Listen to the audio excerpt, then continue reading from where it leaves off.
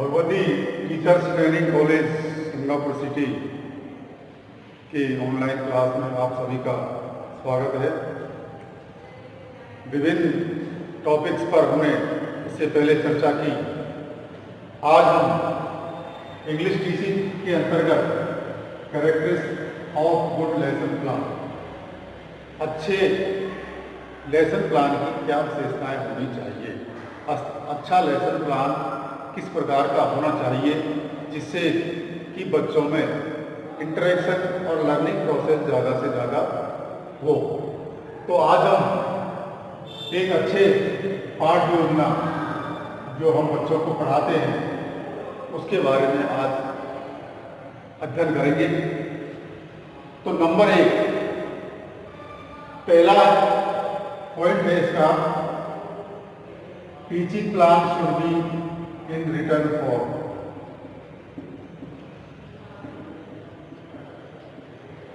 Return form हमारा जो lesson plan है वो ऑरल नहीं होकर किस फॉर्म में होना चाहिए, रिटन, लिखित रूप में हमारा लेसन प्लान होना चाहिए। हम लेसन प्लान को ऑरल तरीके से नहीं पढ़ा सकते हैं, उसमें सारी चीज़ों का समावेश नहीं कर सकते हैं। जब तक हम किसी चीज़ की कोई प्लानिंग तैयार नहीं करेंगे तब तक उसको हम कक्षा में अप्लाई नहीं कर सकते हैं। हमें क्या पढ़ाना है, क्या हमें टीचिंग एड्स प्रेजेंट करनी है, क्या हमें प्रश्न पूछने हैं, बच्चों में इंटरेक्शन कैसे हो सकता है, इन सारी चीज़ों को यदि हम प्रेजेंट करना चाहते हैं तो सबसे पहले हमें योजना तैयार करनी होगी। तो हमारा जो लेसन प्लान है वो होना चाहिए रिटन फॉर्म में, लिखित होना चाहिए। इसके बाद में टीचिंग स्किल्स,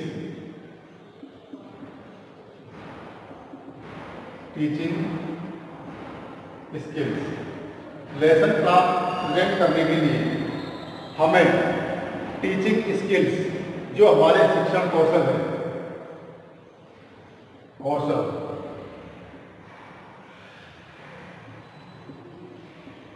उन कौशलों का हमें पूरा उपयोग करना चाहिए। टीचिंग स्किल्स में कई स्किल्स होते हैं, जैसे ब्लैक बोर्ड स्किल है, इंट्रोडक्शनरी स्किल है, रीइंफोर्समेंट है। तो इस प्रकार जो भी स्किल हमें माइक्रो टीचिंग के अंतर्गत सिखाए जाते हैं उन सारे स्किल्स को हमें प्रयोग करते हुए लेसन प्लान प्रेजेंट करना चाहिए। इसके बाद में sub unit mentioned in brief and point wise. तीसरा, सब यूनिट मेंशन्ड इन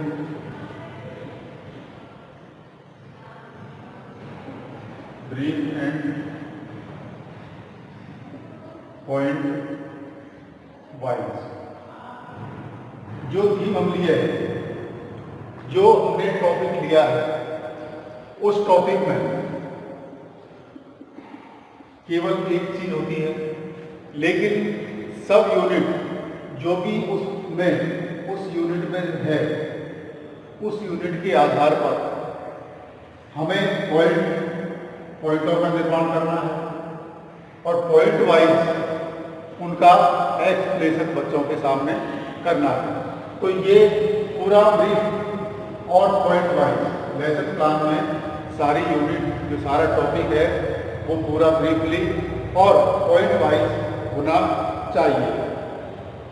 इसके बाद में बेस्ड ऑन ऑब्जेक्टिव्स,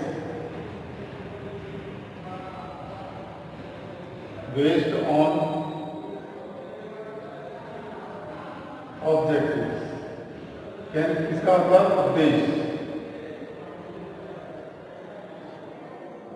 उद्देश्यों पर, बिना उद्देश्य के हम कोई चीज को प्राप्त नहीं कर सकते हैं। तो टीचिंग प्लान में या लेसन प्लान में हमको किन किन उद्देश्यों को प्राप्त करना है इसका भी उसमें पूरा उल्लेख होना चाहिए, क्योंकि जब तक हम टीचिंग ऑब्जेक्ट्स को अचीव नहीं करेंगे तब तक हमारा लेसन प्लान या टीचिंग करवाने का कोई मतलब नहीं होता है। तो हमारे उद्देश्य भी उसमें निश्चित होने चाहिए कि हम किन किन उद्देश्यों को लेकर इसको ले रहे हैं। इसके बाद में subject matter in logical order. Subject matter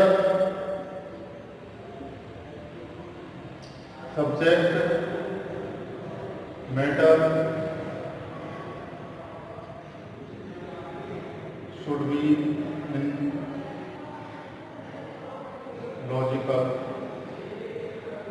हमारा जो सब्जेक्ट मैटर है वो कैसा होना चाहिए? लॉजिक, जिसमें कोई महत्वपूर्ण तत्व हो, लॉजिक ऑर्डर हो। लेसन प्लान में सब्जेक्ट मैटर लॉजिक होना चाहिए, जिसमें कुछ तथ्य हो। तथ्यहीन यदि हमारा लेसन प्लान है तो बच्चों को उसका पूरा फायदा नहीं मिल पाएगा। तो subject matter should be logic order. इसके बाद में simple and understandable. Simple and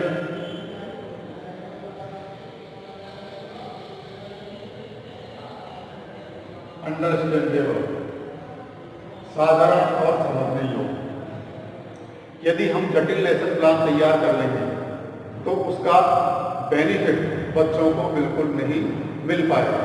हमारा लेसन प्लान बिल्कुल सिंपल, बच्चों को आसानी से समझ में आ सके, सिंपल होना चाहिए और अंडरस्टैंडेबल, समझने योग्य होना चाहिए। जब तक बच्चा नहीं समझेगा, यदि बच्चों के स्टैंडर्ड या लेवल से ऊंचा लेसन प्लान तैयार कर देंगे तो बच्चा उसको नहीं समझ पाएगा। तो लेसन प्लान तैयार करते वक्त ये चीज़ें हमें ध्यान रखनी है कि हमारा lesson plan should be simple and understandable. इसके बाद में question to be asked. 7वां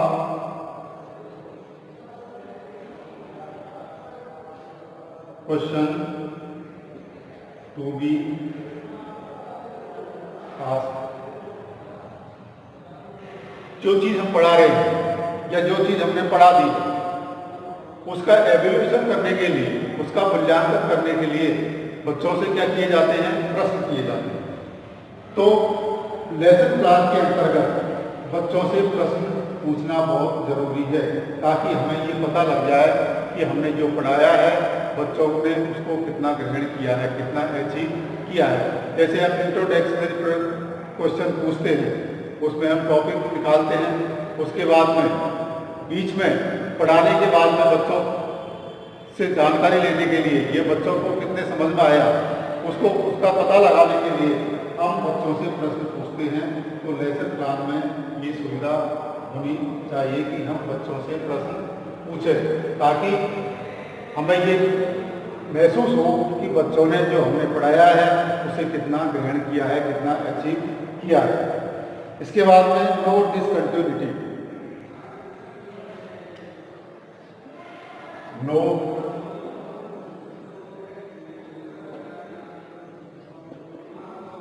continuity. Continuity का मतलब सतत, लगातार, और डिसकंटिन्यूटी का मतलब जिसमें तारतम्य नहीं हो। तो लेसन प्लान में ये हमें बात का ध्यान रखना है कि लेसन प्लान में तारतम्य हो। जो चीज़ पढ़ा रहे हैं उसी के अनुसार हमको एग्जाम्पल्स देने हैं, उसी के अनुसार हमें उस लेसन प्लान के बारे में बात करनी है। यदि उसमें सतत या नियमितता नहीं होगी तो लेसन प्लान का कोई मतलब नहीं होगा। तो उसमें कंटिन्यूटी होनी चाहिए। डिसकंटिन्यूटी लेसन प्लान के अंतर्गत नहीं होनी चाहिए। यदि डिसकंटिन्यूटी होगी तो लेसन प्लान हमारा सफल नहीं हो सकता है। जो चीज़ हम प्राप्त करना चाहते हैं, अचीव करना चाहते हैं, वो चीज़ ने हमें अचीव होगी और न ही बच्चों को अचीव होगी। इसके बाद में effective communication. Effective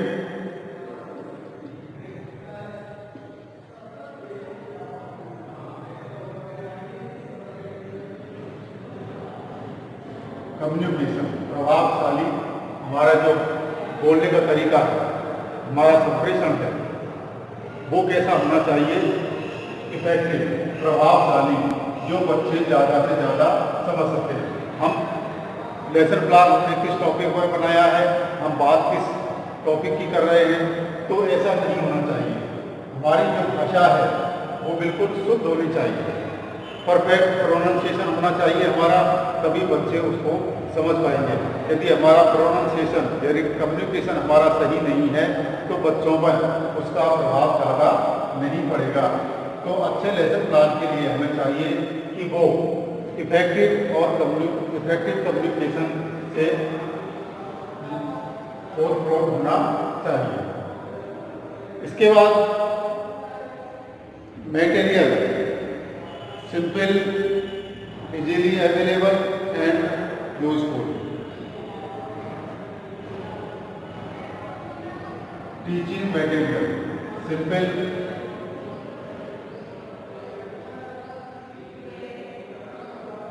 easily available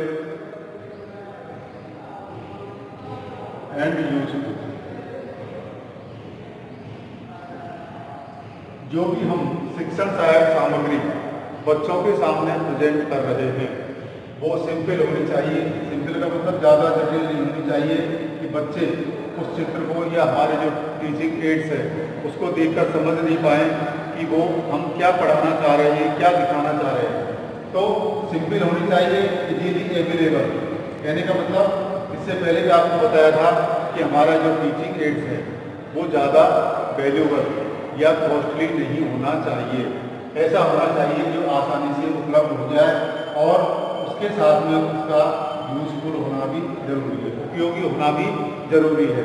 यदि उपयोगी नहीं होगा तो हमारा लेसन प्लान पढ़ाने का जो उद्देश्य है उसको हम पूरा नहीं कर पाएंगे। तो टीचिंग मटेरियल जो एड्स है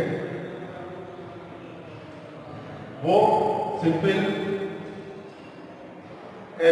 इजीली अवेलेबल, सरलता से हमको प्राप्त होने वाली और यूजफुल, उपयोगी होनी चाहिए। इसके बाद मेंटल लेवल ऑफ स्टूडेंट। इसके बाद आता है मेंटल लेवल ऑफ स्टूडेंट। 11वां है मेंटल लेवल ऑफ स्टूडेंट। मानसिक स्तर, विद्यार्थियों के मानसिक स्तर, विद्यार्थियों का मानसिक स्तर कैसा है उसी के अकॉर्डिंग हमारा लेसन प्लान होना चाहिए। यदि बच्चों का लेवल लो है तो लो कैटेगरी का हमारा लेसन प्लान होना चाहिए। बच्चों का लेवल यदि हाई है तो उसके अनुसार हाई होना चाहिए। लेकिन ये जरूरी नहीं है कि एक कक्षा में इंटेलिजेंट हो या लोअर हो। तो दोनों तरह के स्टूडेंट्स कक्षा में हमको मिलते हैं। तो हमें चाहिए कि इन दोनों में एक कार्यक्रम बिठाते हुए इंटेलिजेंट और लोअर स्टूडेंट में कार्यक्रम बिठाते हुए हमें लेसन प्लान तैयार करना चाहिए कि बच्चों का मेंटल लेवल कैसा है, उसी के अकॉर्डिंग हमको लेसन प्लान तैयार करना चाहिए। इसके बाद आता है participation of student. Participation of student.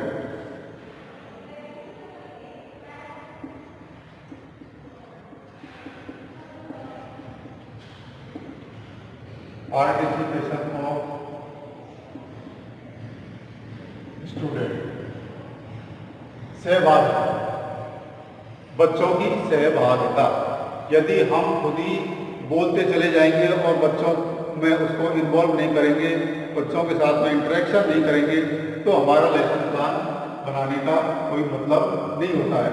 तो बच्चे उसमें एक्टिव हों, बच्चे उसमें रुचि दिखाएं, बच्चों की उसमें सहभागिता हो, इस प्रकार का लेसन प्लान हम तैयार करते हैं। सहभागिता तब होगी जब बच्चे हमारे टॉपिक के अकॉर्डिंग जो लेसन तैयार किया है उसमें इंटरेस्ट होगा। तो हमारा लेसन प्लान जब यदि इंटरेस्टिंग होगा तो बच्चों की सहभागिता उसमें जरूर होगी।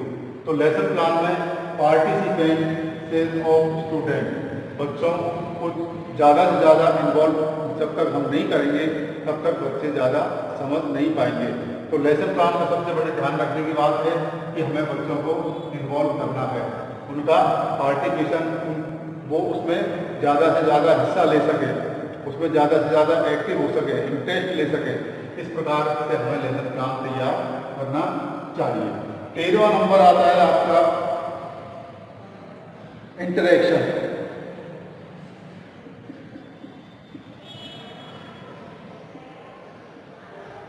इंटरेक्शन अंत्यक्रिया जो होती है, अंत्यक्रिया, अंत्यक्रिया टीचर और स्टूडेंट के बीच। टीचर बोल रहा है, बच्चा उसको सुन रहा है, सुनने के बाद बच्चे ने क्या सुना उसको हम जब तक नहीं पूछेंगे तब तक इंटरेक्शन, अंत्यक्रिया जब तक बच्चों के साथ में हम नहीं करेंगे, हम सफलतापूर्वक अपने टॉपिक को बच्चों में लर्निंग प्रोसेस के आधार पर सही नहीं कर सकते हैं।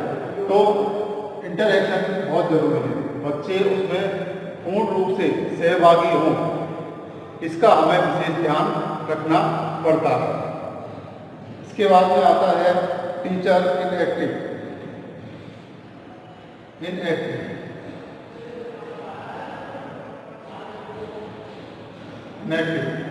एक्टिव माने उसमें भाग लेने के लिए तत्पर होना, और इनएक्टिव उसमें भाग लेने के लिए तत्पर नहीं होना।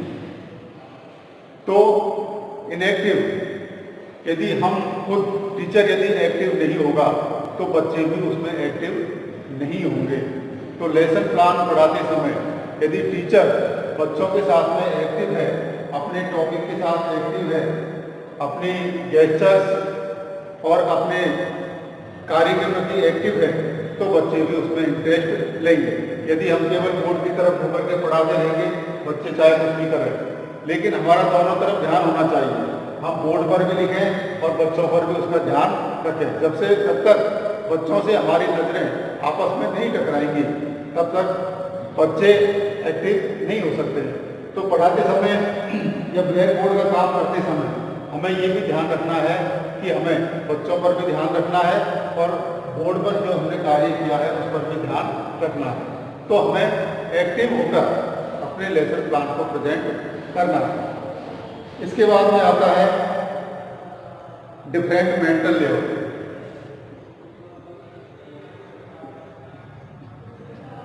डिफरेंट मेंटल लेवल, कोई इसके पहले बताया था कि एक कक्षा में एक ही प्रकार के स्टूडेंट्स नहीं हो सकते, सब अलग अलग होते हैं। उसमें ज़्यादा होशियार हो सकते हैं, इंटेलिजेंट हो सकते हैं, मीडियम हो सकते हैं और लोअर हो सकते हैं। तो डिफरेंट मेंटल लेवल के हिसाब से एक हमें ऐसा समय की इंटीग्रेटेड लेसन प्लान तैयार करना पड़ता है जो कि सभी बच्चों के लिए उपयोगी हो। केवल यदि हम इंटेलिजेंट के लिए तैयार कर देंगे तो मीडियम और लोअर वाले नहीं समझ पाएंगे, और केवल लोअर वालों के लिए तैयार कर देंगे तो इंटेलिजेंट और मीडियम वालों का उनके लिए कोई वैल्यू नहीं होगा। तो लेसन प्लान तैयार करते समय हमें सबसे महत्वपूर्ण चीज़ ये ध्यान रखनी है कि क्लास में स्टूडेंट्स का लेवल कैसा है, कितने स्टूडेंट इंटेलिजेंट है, कितने मीडियम है, कितने लोअर हैं। तो उसी प्रकार हमको लेसन प्लान के अंतर्गत तैयारी करनी पड़ती है। इसके बाद में effective practical method of evaluation, 16 evaluation, मूल्यांकन हमारा यदि नहीं होगा, यदि पढ़ाने के बाद बच्चों से हम कुछ पूछेंगे नहीं, उन्हें कुछ बताएंगे नहीं, उनके बारे में जो पढ़ाया उसके बारे में जानकारी नहीं करेंगे, जब तक उसका मूल्यांकन नहीं करेंगे तब तक हम इस नतीजे पर नहीं पहुंच सकते कि बच्चे को कितना समझ में आया है। तो मूल्यांकन बहुत ज़रूरी है, लेसन प्लान के बीच में भी और लेसन प्लान के अंत में भी। यदि मूल्यांकन प्रक्रिया से हम दूर रहे, मूल्यांकन प्रक्रिया को हमने नहीं अपनाया, तो हमारे पढ़ाने का कोई मतलब नहीं होता है। तो इवैल्यूएशन बहुत आवश्यक चीज़ होती है। तो लेसन प्लान में ये चीज़ का हमें मेंशन करना पड़ेगा। यदि मेंशन हम इवैल्यूएशन नहीं करेंगे बच्चों का, तो हम ये नहीं बता पाएंगे कि बच्चे कितना समझ पाए हैं, उनमें लर्निंग प्रोसेस कितना हुआ है, इसको हम नहीं समझ पाएंगे। इसके बाद में अचीव ऑल ऑब्जेक्टिव्स।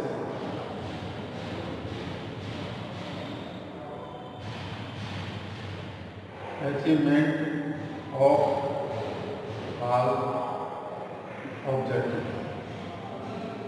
जो भी जिस उद्देश्य से हमने लेसन प्लान तैयार किया है उन उद्देश्यों की पूर्ति हुई है या नहीं, इसका भी ध्यान हमें हमारे लेसन प्लान में रखना पड़ेगा।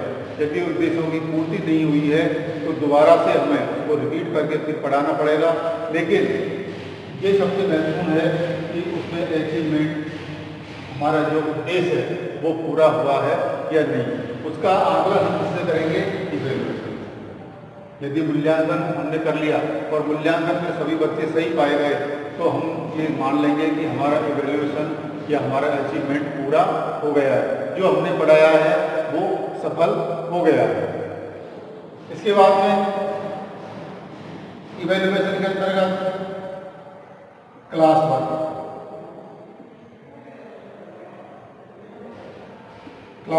कक्षा कार्य पढ़ा दिया। पढ़ाने के बाद में कक्षा कार्य में छोटे छोटे प्रश्नों के माध्यम से हम उनका इवैल्यूएशन कर सकते हैं। क्लास वर्क बहुत जरूरी है। क्लास में बच्चे 10 या 15 मिनट का समय उनको दे दिया जाता है और प्रश्न दे दिए जाते हैं और उनको करने के लिए कहा जाता है और उनका मूल्यांकन किया जाता है।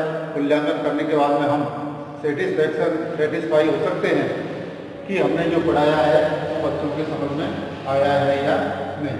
इसके बाद में होमवर्क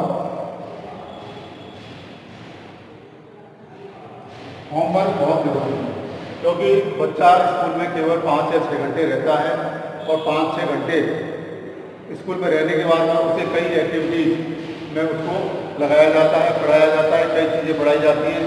लेकिन घर जाकर यदि हम उसको होम असाइनमेंट नहीं देंगे, गृह कार्य नहीं देंगे तो बच्चा घर जाकर लापरवाह हो जाएगा, उसका दौरान रिपीट नहीं करेगा। तो रिपीट करने के लिए जो उसने क्लास में पढ़ा है उसको रिपीट करने के लिए हमें चाहिए कि हम उसको होमवर्क के माध्यम से उसका घर जाकर रिपीटेशन हो सके। तो इसी प्रकार हमने देखा कि एक अच्छे लेसन प्लान के क्या क्या गुण होने चाहिए। सबसे पहला रिटेन फॉर्म, वो रिटेन फॉर्म में होना चाहिए, लिखित होना चाहिए। दूसरा टीचिंग स्किल्स, हमें पढ़ाते समय जितने भी हमने टीचिंग स्किल्स माइक्रो टीचिंग के अंतर्गत पढ़े हैं उन सारे टीचिंग स्किल्स का प्रयोग करते हुए हमें बच्चों को पढ़ाना चाहिए। सब unit mentioned briefly and point wise. Lesson plan ज़्यादा बड़ा नहीं होना चाहिए, ज़्यादा बड़ा होगा तो समय ज़्यादा होगा, क्योंकि एक पीरियड में केवल 35 या 40 मिनट का समय हमको मिलता है। यदि उस 35-40 मिनट के समय से ज़्यादा का लेसन प्लान हमने तैयार कर दिया तो हम उसको पूरा नहीं कर पाएंगे, तो हमारे जितने भी अचीवमेंट्स हैं उनका हम मूल्यांकन नहीं कर पाएंगे। Based on objectives, lesson plan उद्देश्यों पर आधारित होना चाहिए। निरुद्देश्य यदि लेसन प्लान होगा तो वो अच्छा नहीं होता। Subject matter should be logical रूप में होना चाहिए, जिसमें हम तथ्यों को उदाहरण के साथ प्रस्तुत कर सकें। यदि हम किसी तथ्यों को उदाहरण के साथ प्रस्तुत नहीं करेंगे, यदि उसके एग्जाम्पल्स नहीं देंगे तो बच्चा उसको समझने में परेशानी करेगा या उसको समझ में नहीं आएगा। सिंपल एंड अंडरस्टैंडेबल, सादा और समझने योग्य। लेसन प्लान सादा होना चाहिए, उसके मेंटल लेवल के अनुसार होना चाहिए और उनको आसानी से समझ सके उस प्रकार का होना चाहिए। क्वेश्चन टू बी आस्क्ड, बच्चों से बीच बीच में प्रश्न यदि पूछते रहेंगे तो बच्चे एक्टिव रहेंगे, उनका ध्यान हमारी तरफ रहेगा और जो सीखने की उनकी रुचि है, इंटरेस्ट है, वो ज़्यादा हो जाएगा। नो डिसकंटिन्यूटी, लेसन प्लान के अंदर उसमें सततता होनी चाहिए, नियमितता होनी चाहिए, उसमें उल्टे सीधे नहीं होनी चाहिए कि हम बात तो कर रहे पर्यावरण की और पढ़ाने लग गए चांद तारों की बातें। तो इस तरह हमें नहीं, हमारा लेसन प्लान इस प्रकार नहीं होना चाहिए, उसमें कंटिन्यूटी होनी चाहिए, उसमें नियमितता, सततता या यूनिट वाइज, यदि एक यूनिट पढ़ा रहे हैं, एक टॉपिक ले लिया, उसके बाद में दूसरी यूनिट ले ली, दूसरा टॉपिक ले लिया, ऐसा नहीं। एक ही यूनिट में से हम सारी चीज़ों को पहले पढ़ाएंगे, उसके बाद में दूसरी यूनिट को हम शुरू करेंगे। इफेक्टिव कम्युनिकेशन, हमारा जो संप्रेषण है वो प्रभावशाली होना चाहिए। जब तक हम प्रभावशाली हमारा संप्रेषण नहीं होगा, बच्चे तक हमारी बात आसानी से नहीं पहुंच पाएगी। तो प्रभावशाली संप्रेषण में हमारे लेसन प्लान में होना चाहिए। TLM, जो भी टीचिंग एड्स हम प्रयोग कर रहे हैं, उन टीचिंग एड्स में सिंपल, इजीली अवेलेबल, यूजफुल होनी चाहिए।